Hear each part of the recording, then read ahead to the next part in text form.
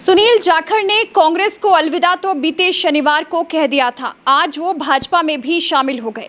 भाजपा को उनके आने से क्या लाभ होगा, इस पर हम फिर कभी बात करेंगे, लेकिन कांग्रेस के लिए ये बड़ा झटका है। आखिर क्यों जाखड़ जैसा खानदानी कांग्रेस पार्टी को गुड बाय कर गया, देखते हैं ये विश्लेषण। वरिष्ठ कांग्रेस नेता सुनील जाखड़ ने आखिरकार भाजपा का दामन थाम लिया। पिछले 2 दिनों में कांग्रेस के लिए ये दूसरा बड़ा झटका है। अभी एक दिन पहले ही गुजरात में पार्टी के पूर्व कार्यकारी अध्यक्ष हार्दिक पटेल इसे अलविदा कह चुके हैं। जिस तरह की कड़वाहट कांग्रेस आला कमान और सुनील जाखड़ के दरमियान पिछले दिनों में नजर आ रही थी, उसे देखते हुए ये तो तय था कि अब वो ज्यादा देर कांग्रेस में टिकने वाले नहीं हैं। आखिरकार कुछ दिन पहले उन्होंने फेसबुक पर लाइव होकर पार्टी को गुड बाय कह दिया। इस गुड बाय से पहले उन्होंने पार्टी नेतृत्व के खिलाफ जमकर भड़ास निकाली। सुनील जाखड़ और उनका परिवार पिछले 50 साल से कांग्रेस के साथ रहा है। इस दौरान पार्टी ने उन्हें कई महत्वपूर्ण जिम्मेवारियां भी सौंपी। वो प्रदेश कांग्रेस के अध्यक्ष रहे। इसके अलावा साल 2012 से 2017 के बीच में कांग्रेस विधायक दल के नेता भी रहे और नेता प्रतिपक्ष भी रहे। 3 बार वो अबोहर विधानसभा क्षेत्र से विधायक चुने गए। इसके अलावा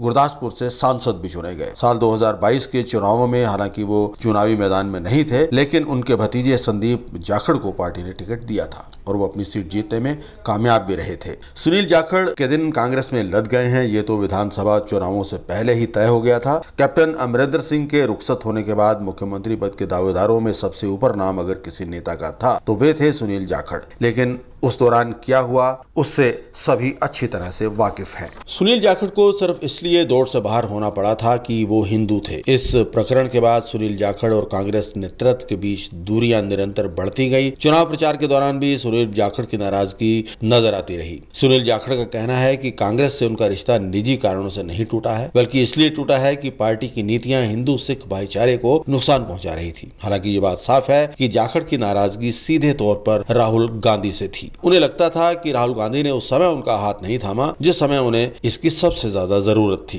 पंजाब में कांग्रेस को जाखड़ के जाने से कितना नुकसान होगा, इसका आकलन करना फिलहाल आसान नहीं होगा, लेकिन इतना साफ है कि जाखड़ पंजाब में कांग्रेस को गुड बाय करने वाले आखिरी नेता नहीं होने वाले हैं। उनके बाद अब मनप्रीत बादल को लेकर भी कहा जा रहा है कि वो भी पार्टी में चंद दिनों के ही मेहमान हैं। भारत की सबसे पुरानी पार्टी जिस दौर से गुजर रही है, उसे देखते हुए पार्टी को चिंतन शिविर नहीं बल्कि चिंता शिविर का आयोजन करना चाहिए था।